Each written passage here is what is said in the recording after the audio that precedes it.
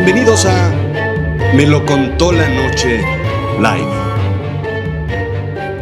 Hoy vamos a platicar una serie de relatos que de verdad me parecen fantásticos.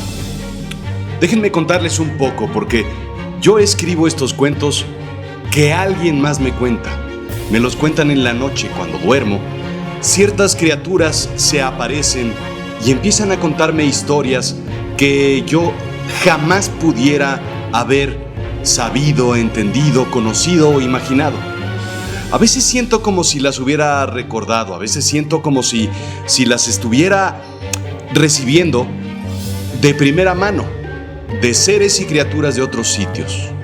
Parece extraño, sí, ciertamente, pero ya desde siempre, todas las personas han pensado que las cosas son así. Déjenme platicarles de mi favorito. Él es Ptolomeo. Ptolomeo decía que las estrellas fugaces eran capaces de rasgar el firmamento en un momento en el que nos permitía estar en contacto con los dioses que estaban del otro lado. Esto era muy curioso porque era el momento perfecto para hablar con ellos. Por eso pedimos deseos a las estrellas fugaces. Así nace Me lo contó la noche. Así nace hablando con seres y criaturas de otros sitios, de otras dimensiones, de otros lados. Tiene la intención de cruzar esa fina y delgada capa entre el aquí y el allá, entre el ahora y el quién sabe cuándo, para poder comunicarnos con el más allá. Es una capa tan fina y tan delgada como una burbuja de jabón, capaz de romperse y desgarrarse en cualquier momento. Cosas que suceden además todos los días y que no nos queremos dar cuenta. Déjenme contarles sobre el funeral del abuelo. El abuelo murió hace un mes. Le había llegado la hora. Lo encontramos sentado en su silla, enfrente de su escritorio, con la cabeza echada hacia atrás, como si estuviera durmiendo, con la pluma fuente con la que escribía en la mano, y en la otra un breve escrito, su último cuento. Algo sobre un extraño viajero y visitante sabio. No sé, apenas lo leí y lo guardé en un cajón, en el gran librero donde está su más preciada colección de libros. Abrí el cajón, guardé el cuento y lo cerré. Decidí que lo revisaría más tarde junto con todas las otras cosas de la casa. La verdad es que no lo hice hasta hoy, un mes después. El día que murió tomó el teléfono, marqué a mi primo, el doctor, y vino enseguida. El abuelo murió, ayúdame con los trámites, le dije, mientras al llamar a Galloso, a la funeraria, al panteón, a preparar los papeles. Ya está con la abuela. Deben estar bailando tango al ritmo de Gardel. El funeral fue extraño, fue algo alternativo, digamos. La gente reía, no lloraba. Contaba historias del abuelo, hablaba de sus libros. Incluso hubo gente que llegaba con sus libros a intercambiar pasajes. Alguien llevó una guitarra y comenzó a cantar. Las flores no eran blancas, eran de colores, e incluso las flamas de las velas bailaban al ritmo de la música y de las risas. Era un cuadro surrealista, algo completamente extraño. Un par de días después, mi hermana y yo regresamos a casa del abuelo y comenzamos a recoger todas las cosas. Es un trabajo que debes hacer y que no quieres hacer. No nos habíamos hablado hasta que decidí tomar el teléfono. Licha, vamos ya. No hagamos más largo este proceso, le dije. Ella accedió. También se estaba haciendo la loca. Comenzamos por la cocina, envolviendo en papel periódico trastos de vidrio, licuadora, utensilios. La cafetera aún estaba ahí, en la estufa, sucia. Una de esas italianas que parece reloj de arena, ¿sabes? El abuelo se levantaba, ponía el café y se bañaba. Después servía un café y se iba directo a la biblioteca a escribir. Nunca lo vi dejar de escribir. Nunca lo vi dejar de crear relatos. Incluso el día que murió la abuela, él estuvo escribiendo. Abuelo, ¿qué haces?, le pregunté al verlo en su escritorio y deslizando su pluma con voracidad como si se la quisiera acabar. Estoy transcribiendo unas cosas, me contestó malhumorado. ¿Transcribiendo qué? No había otra cosa en su escritorio más que una pila de hojas blancas de un lado y otra de hojas escritas en el otro. No había nada, no había otros papeles, ni notas, ni libros, ni cassettes, ni nada que transcribir. ¿Qué transcribía? Bueno, la verdad es que estaba un poco loco. Licha y yo decidimos dejar al final su biblioteca, el lugar más fuerte de la casa. Solo nos asomamos y echamos llave al cerrojo. Continuamos con su recámara, su armario, la sala, comedor, la repisa de la chimenea, donde estaba el recuento de su vida en fotos blanco y negro, de todos tamaños, desde joven hasta que estaba con los nietos. Dejamos limpia la casa. Ya veríamos qué hacer con las cosas cuando termináramos. El inevitable día llegó. Lo único que quedaba era la biblioteca. Así es que nos paramos frente a la puerta, dimos vuelta a la llave y entré. Licha me siguió, dio apenas un paso dentro de la biblioteca y comenzó a temblar. Los ojos se le humedecieron, se frotó los brazos, dice que sintió un escalofrío horrible. No puedo, me dijo, hazlo tú. Y salió corriendo mientras mostraba su brazo con los pelos de punta y pelos de gallina en el brazo. Bajó las escaleras sollozando y apenas escuché cómo azotó la puerta. No sabía por dónde empezar, así es que decidí sentarme en la silla de la abuela, viendo su escritorio, viendo lo que él veía, viendo su mundo desde sus ojos, imaginando sus días de escritor. Pasé la mano acariciando su escritorio, dándome cuenta por primera vez que ya no lo volvería a ver. Tomé su pluma fuente de una pequeña lapicera de piel y tomé su libreta. Comencé a acomodar cientos de papeles que había ahí, de todos tipos, de todas texturas, de todos colores. Ya los clasificaré, pensé. Como resorte me levanté de la silla al recordar el cuento del visitante y pensé que era el momento perfecto para leerlo nuevamente, con calma. Así es que saqué de mi bolsillo la llave del cajón, la miré. No la había tenido tiempo suficiente ni siquiera para analizarla, para verla bien. Era una llave enverdecida por el tiempo, como de cuento. Debía ser de cobre, muy vieja. Debía ser de antes de 1900. Tenía un extraño garigoleado que al girarlo entendía que era una pequeña calavera. La punta tenía un extraño brillo, era definitivamente de otro material. Casi tenía luz propia. La metí en la cerradura del cajón y al girarla, un extraño ruido hizo botarlo hacia mí, como presentándome su contenido. Así es que tomé el cuento. No recuerdo que el cuento fuera tan largo, pensé. Recuerdo haber guardado no más de 10 hojas escritas de puño y letra, con la pluma fuente del abuelo. Ahora eran más de 30. Las primeras, las que estoy seguro que leí y guardé, estaban rayadas, tachoneadas, corregidas y el cuento tenía otras 10 hojas más, nuevamente escritas con la letra del abuelo. Debí haberme equivocado, pensé. Es difícil recordar lo sucedido el día que murió. En esos momentos todo se ve como una vieja película, ¿sabes? Todo pasa rápido, muy confuso. En automático el cuerpo reacciona. Sé, por ejemplo, que llamé a mi primo, el doctor, pero no recuerdo haber marcado. Miré el teléfono del escritorio. Estoy seguro que no me sé de memoria su teléfono.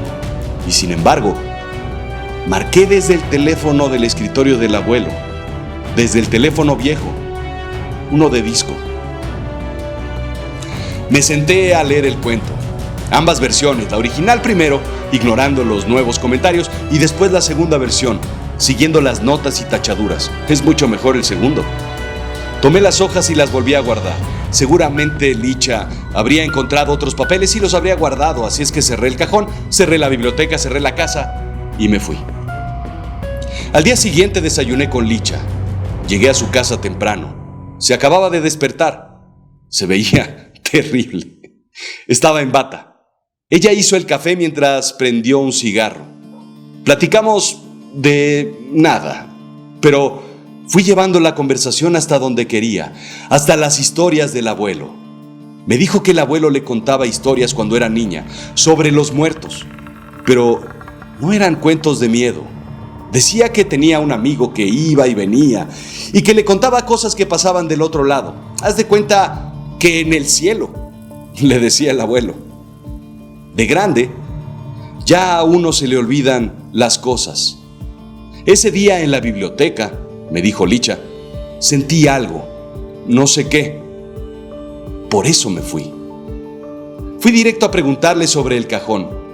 ¿Qué cajón?, me preguntó. El de los cuentos, le dije obviando su respuesta. ¿No guardaste sus escritos en el cajón?, le pregunté. No. Ese día que entramos a la biblioteca vi su pluma en el suelo, la tomé y fue cuando sentí el escalofrío. Antes de morir me dijo que me regalaría esa pluma fuente con la que escribía. Así es que la tomé, me dijo.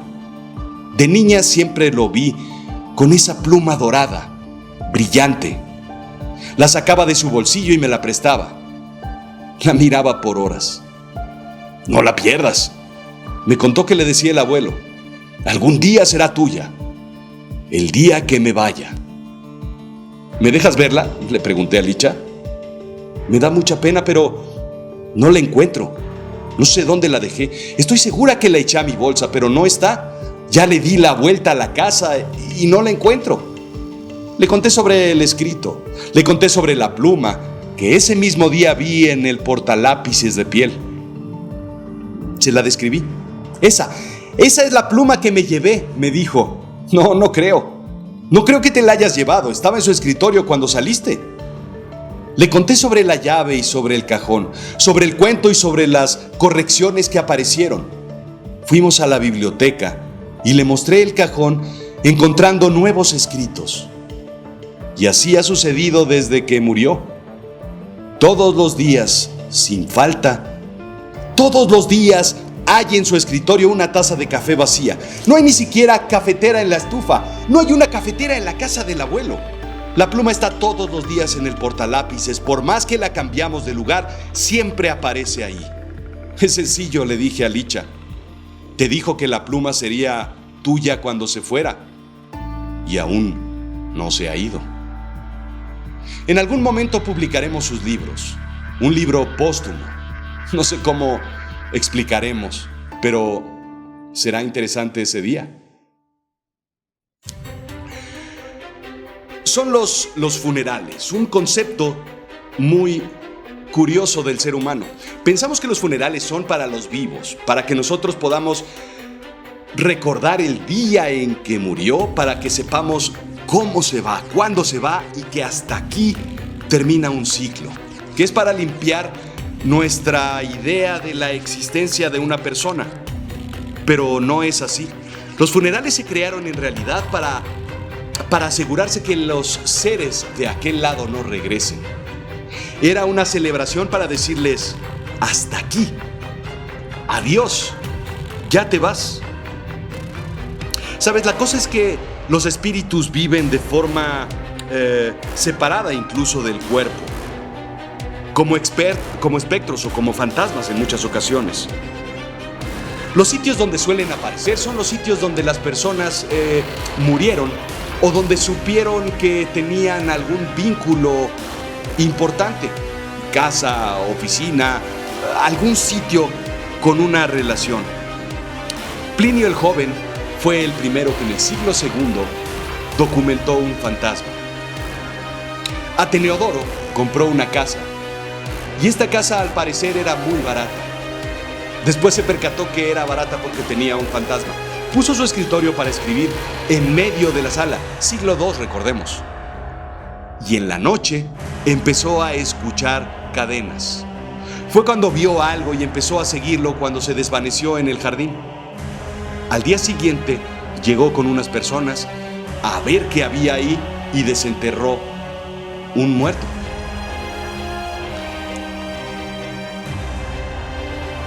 El espejo antiguo, escrito por Rodrigo Llop. Se fue. No llegó a nuestra cita, a la cita que teníamos hoy. No se despidió, no nos pudimos despedir. Me dirás que no es para tanto, que mañana empieza una nueva vida. No sé cuántas veces he empezado esta vida, ¿sabes? Y sin embargo, nunca quise darme cuenta de que algún día terminaría. Las historias de amor en un hotel de paso nunca son duraderas. Ya era para que lo supiera. Siempre terminan mal. Sí. Tú me dirás, ¿sabes? Te lo buscaste, con una mujer casada. Y yo te contesto, lo siento, uno no decide dónde se estaciona el corazón. El corazón va solo y tú nada más vas atrás de él, siguiéndolo, dejándote llevar. No me digas que no has caído en donde no debes, por favor. Pero en realidad que estuviera casada no era el problema. Déjame contarte. Todo comenzó con un romance de una noche. Una de esas fiestas de oficina en la que todo mundo está borracho y yo, por supuesto, lo estaba. Ella era mi jefa. Bueno, no mi jefa, la jefa de mi mejor amigo. Llevaba años de conocerla y ella de coquetearme. Aún así era la directora y yo un simple analista, lo más bajo en la cadena evolutiva de la oficina. Yo revisaba las interminables sábanas de papel verde y blanco que escupía la impresora vieja con todos los costos, gastos, facturas y nóminas de la empresa. Interminables hojas consecutivas pegadas con unos hoyitos en las orillas, ¿sabes? Para que la oruga de la impresora las jalara y las devorara de una enorme caja en el piso y las escupiera impresas del otro lado. La oficina estaba decorada con cupidos y corazones, muy meloso. Era febrero. A final de cuentas, nos dio una pequeña bolsita con caramelos, la Pose, de esos que tienen una pasita en el centro y que todos escupen. Febrero había sido un buen mes y decidió abrir una botella de champán para celebrar. Alguien encendió la radio que tenía en su escritorio y comenzó la fiesta. La botella se acabó de volada y de pronto ya había más alcohol. Nadie sabe de dónde. Jugamos a la botella, a girarla en el piso, a retos a quien apuntara, ya sabes. Las cosas se salieron de control. Ella y yo nos metimos primero en el armario de las escobas, luego en su oficina. Ya tarde terminamos en un hotel de paso. Siendo soltero, me preocupó muy poco llegar a un departamento vacío. Ella, casada, le preocupó muy poco llegar a su casa fría.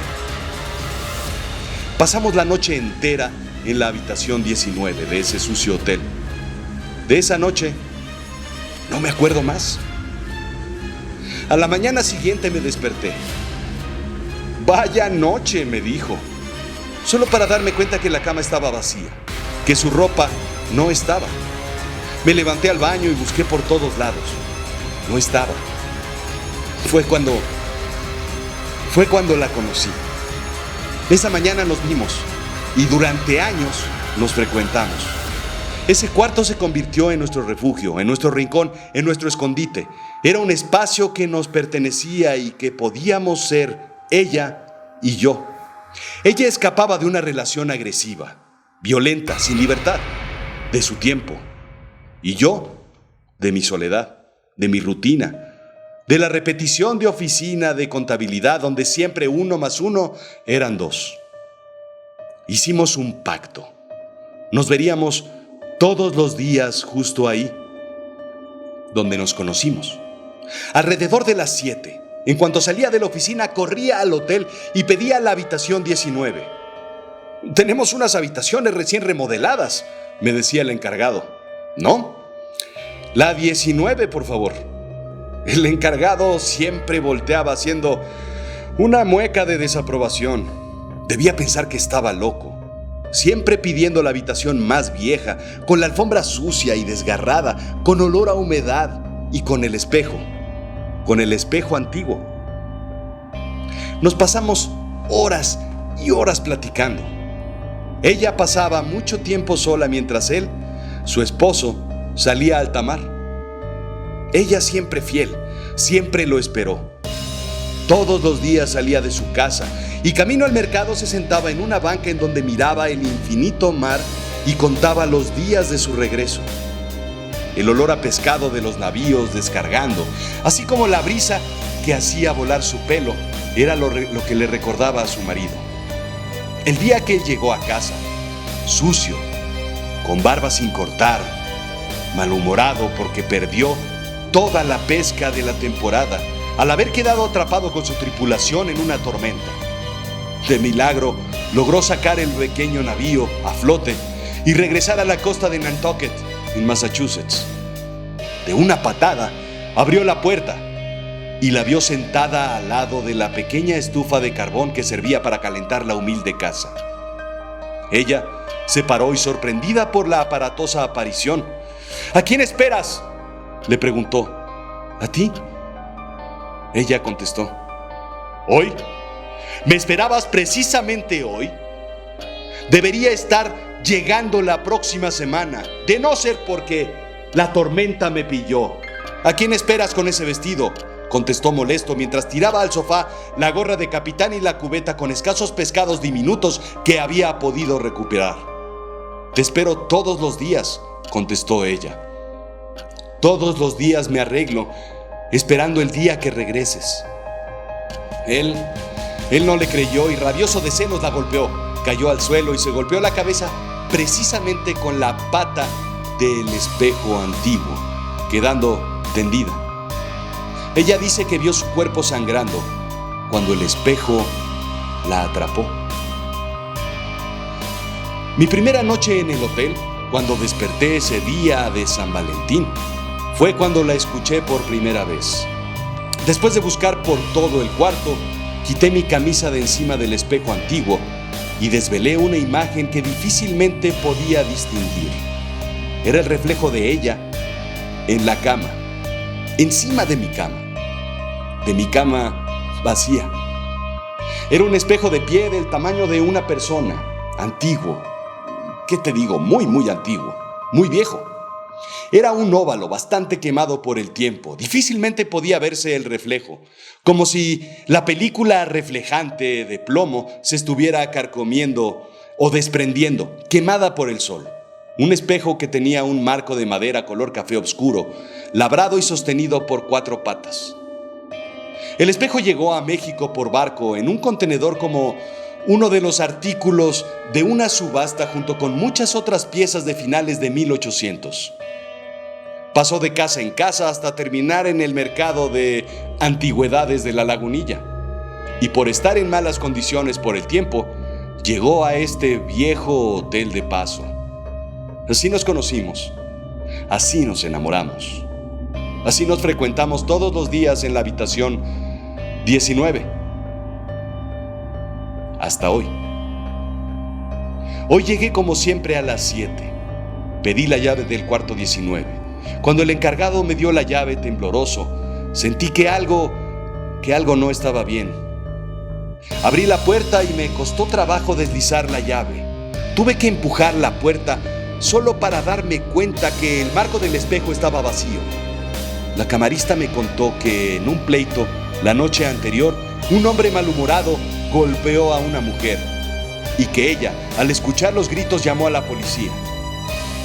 Los gritos cesaron y al abrir la puerta, la policía encontró el cuerpo del hombre, grande, corpulento, cubierto de sangre, y el gran espejo antiguo roto encima de él.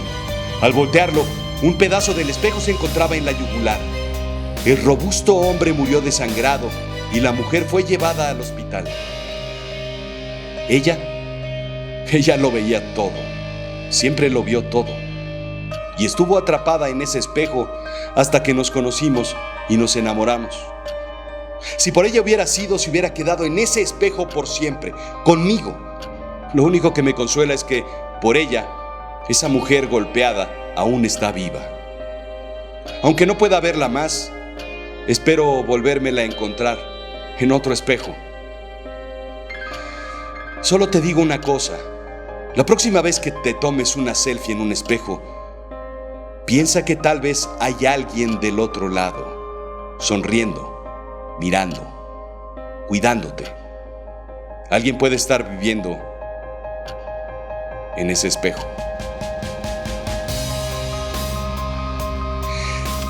Es la economía de los fantasmas. ¿Por qué se presentan así? ¿Por qué no aparecen y listo? ¿Por qué tienen que estar haciendo esos juegos extraños de aparecerse con diversas naturalezas? Es muy sencillo, es por economía. Resulta para un fantasma muy difícil poder aparecer de forma física o al menos de forma completa, porque requiere de mucha energía. Es más fácil o más sencillo, más económico energéticamente para ellos aparecerse de forma vaporosa o transparente. Aparecerse solamente por una parte, no completos, por eso no se aparecen los pies en muchas ocasiones. Es más fácil, por ejemplo, interactuar con la luz o con campos electromagnéticos porque eso requiere mucho menos energía que aparecer en sí. Se aparecen en otras formas, se manifiestan en fotos, por ejemplo, con pequeñas bolas de luz, y eso es muy, muy económico también. Los fantasmas prefieren también los hoteles, prefieren a los viajeros. ¿Por qué? Porque están lejos de casa, porque tienen un vínculo roto con su sitio de confianza, porque están lejos y porque están solos, porque no tienen a sus seres queridos, porque están emocionalmente tal vez rotos o desprendidos. Y eso hace que sea más fácil manifestarse a ellos. Es simplemente por economía.